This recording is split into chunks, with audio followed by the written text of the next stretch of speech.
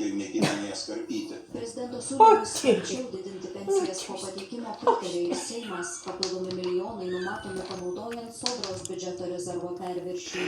Šitą skolą mes privalome grąžinti, štai kodėl mes pasiūlėme Sodros perviršio. Bent 20% nustatyti tokias galimybes skirti papildomam indeksavimui. Iš dirbančių dabar surenkama daugiau nei išleidžiama pensijoms ir kitoms išmokoms. Sodros rezervą dalintys Kedar, štalumikas.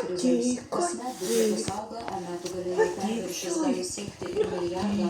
Anot valdančiųjų, kam laukti nenumatytų krizių, kai jų jau dabar yra. Tai kaupti vėl šviesą rytoj, o marinti skurdžiai gyvenančius pensininkus ne geriausias sprendimas. Šalies vidutinė pensija 670 eurų. Dalis tas rezervo, jeigu persiskirstytų ir pensijų indeksavimo, turėtų galimybę senjorai gauti didesnes pensijas. Изнасилуйте, греча, что я самому не мог съесть. Skaičiuojama, kad 20% galimybės leisti pensijoms papildomai skirti iki 200 milijonų eurų.